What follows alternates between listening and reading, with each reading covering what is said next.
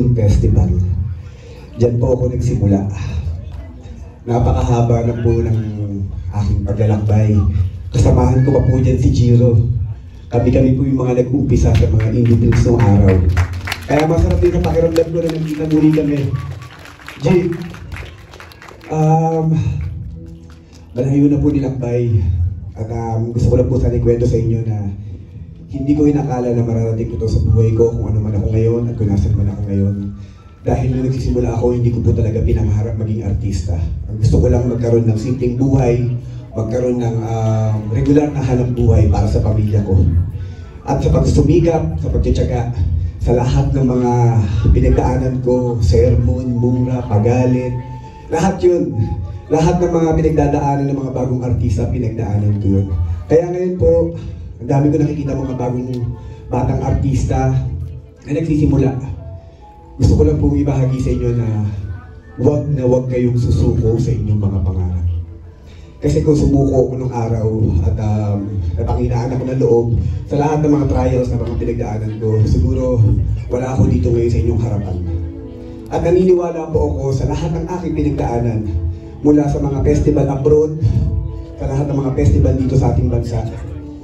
Gusto ko lang ibahagi sa inyo at sabihin sa inyo na napakahusay po ng mga artistang Pilipino at talagang maipagmamalaki po natin. Kasi po, hindi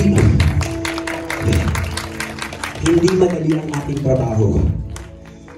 Kung meron akong hihilingin sana na pagkakataong ito, sana po sa lahat ng mga taong nasa gobyerno ngayon, lalo na yung mga kasamahan nating artista na nasa gobyerno ngayon, sana magtulong-tulong tayo para suportahan ng ating industriya, ang sining, para umangat, para mabigyan muli ng buhay. Kasi po nakakahinayang ang lahat ng mga talento ng mga Pilipino. Napakahusay po natin umarte, mag-direct, at sa kung ano pa pong parte ng paggawa ng pelikula at telebisyon. At sa iba pong sining pa na meron ang buong Pilipinas. Napaka-special po ng festival na ito. Gusto po namin iparating sa lahat na nandito ngayon na kami po ay nagpapasalamat sa inyo sa pagmamahal at pagtangkilik niyo po sa Batang Quiapo mula sa probinsyano. Kasi po, ito po ay nagiging daan, itong show na to, para kahit papaano makapagbigay muli ng inspirasyon sa maraming mga artista, sa maraming mga stuntman, sa maraming mga artista natin na medyo nakalimutan na. Dahil sa Batang Quiapo at sa probinsyano, dahil kay FPJ, kay Tita Susan Roses, sa inspirasyon at pagmamahal namin sa kanila at sa ABS-CBN, kami po ay nagiging daan upang makapagbigay ulit ng hanap buhay po sa maraming mga kasamahan natin sa industriya.